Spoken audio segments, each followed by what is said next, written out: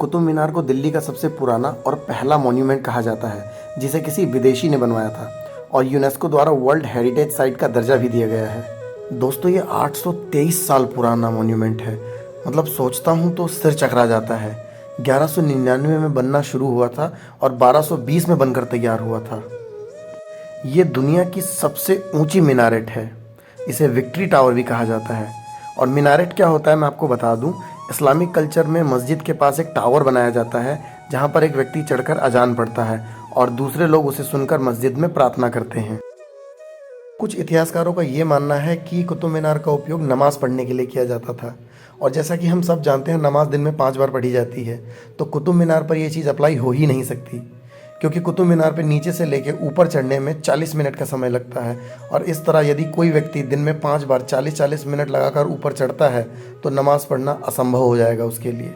और दूसरी बात यह है कि कुछ एक्सपर्ट ये भी मानते हैं कि इसके पूरे टॉप फ्लोर पर चढ़ने के बाद कोई व्यक्ति अपनी पूरी ताकत से भी चिल्लाएगा तो नीचे तक आवाज़ नहीं आएगी, तो अजान पढ़ना कैसे संभव हो सकता है। दोस्तों, दूर से देखने पर यह एक इस्लामिक स्ट्रक्चर लगता है, जैसा कि हम सबको बचपन से बताया गया है। लेकिन कुछ बातें ऐसी हैं जिसे आप झुठला नहीं सकते। पहली बात, इसका दरवाज़ा जो मुख्य द्वार है वो नॉर्थ की तरफ है। और धार्मिक मान्यताओं के अनुसार इस्लाम में किसी भी इमारत का मुख्य द्वार उत्तर दिशा में नहीं होता, जबकि हिंदू धर्म में किसी भी इमारत का मुख्य द्वार उत्तर दिशा में शुभ माना जाता है। चलिए मान लेते हैं ये इत्तेफाक है। लेकिन सबसे चौंकाने वाली बात ये देखने को मिलती है, और आप मुझे कमेंट में बताना कि आप जब कुतुब मीनार गए थे तो आपने ये चीज़ नोटिस की थी कि नहीं की थी। इस पूरे कॉम्प्लेक्स के ज़्यादातर स्तंभों पर भारतीय देवी देवताओं के अवशेष क्यों मिलते हैं? इसके 2 कारण हो सकते हैं। पहला, या तो ये पूरी इमारत किसी हिंदू राजा ने बनवाई है, जैसा कि कुछ इतिहासकारों का मानना भी है, या फिर 823 साल पहले तत्कालीन शासक हिंदू देवी देवताओं से बहुत ज़्यादा प्रभावित थे, उनसे बहुत मोहब्बत किया करते थे और उनमें आस्था रखते थे। अब इसका जवाब मैं आपके ऊपर छोड़ता हूँ। एक कड़वा सच है, मैं आपको सीधे शब्दों में बताता हूँ, जो हमें हमारी इतिहास की किताब में कभी नहीं पढ़ाया गया। इस स्थान पर 27 हिंदू और जैन मंदिर थे, जिनको जबरन तोड़कर उनके मलबे से उनकी चट्टानों को मॉडिफाई करके पुनः निर्माण किया गया।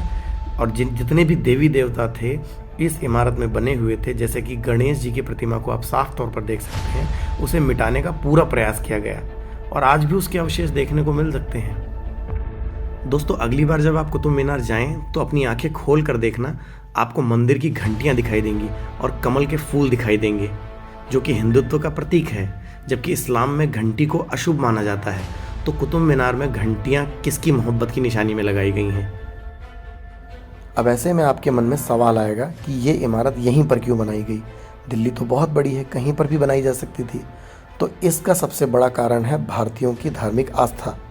और विदेशी ये बात अच्छे से जानते थे कि भारतीयों की सबसे बड़ी ताकत है उनकी धार्मिक आस्था, इसलिए उनके धार्मिक स्थलों को तोड़कर ही उन्हें हराया जा सकता है।